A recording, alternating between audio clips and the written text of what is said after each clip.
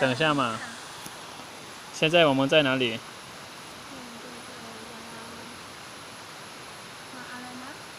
我们在哪里？现在？我们在寺庙。哪里？哪里的寺庙？寺片上的寺庙。对。哦，好睡吗？我聊。我们先走下嘛，再下来。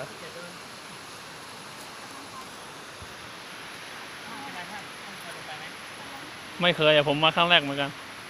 ไปฝรั่งเขายังไปเลยเราตามนักท่องเที่ยวไม่ผิด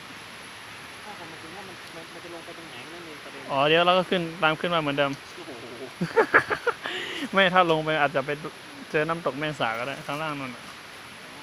ว่าไหมเราลองเสี่ยงเราคือไปได้แอดเวนเจอร์เขาอยู่ข้างบนอยู่ข้างบนใช่ถ่ายวิดีโอให้เขาเราก็ไปข้างโอเคมันไม่สวนทางกันเดี๋ยวเขาโทรหาเขาก็ได้ไปช่วยเราด้วยนะอ๋อฝรั่งช่างอะไรล่ะเราถามฝรั่งดูไหมวิชัยผู้ไปได้เป็นวิวหรือเปล่าเป็นวิวหรือเปล่ามีไปเหรอไปเหรอไปได้เคยไปไหมเขาถามว่าเคยไปไหมไม่ใช่ไปไหมวิชัยเคยไปฉันไม่เคยไปโอเคตามใจเขาเถอะโอเคตามใจเขาแต่ต้องไกลอยู่นะฮัลโหล不问了我害羞他们太 beautiful 他们来了เขากลับมาแล้วอ่ะฝรั่งกลับมาแล้วเราไปเก็บภาพสัก2-3 ภาพแล้วกลับมาบอกแน่ใจนะมันเขากลับมาเห็นตั้งแต่ผมก็ว่านะไม่เป็นไรเราไหนๆก็ลงทุนแล้วไปให้ถึงโอเค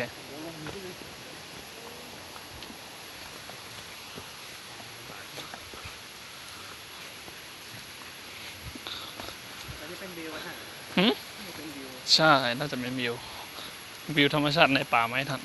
ไปเขาชื่อมั้งไปเลยท่านเคยไปน้ำตกที่อะไรนะน้ำตกทานอะไรไม่รู้น่ะทางลงไปเนี่ยผมกับเพื่อนเดิน2 คนลัดป่าอย่างนี้เลยไปเลย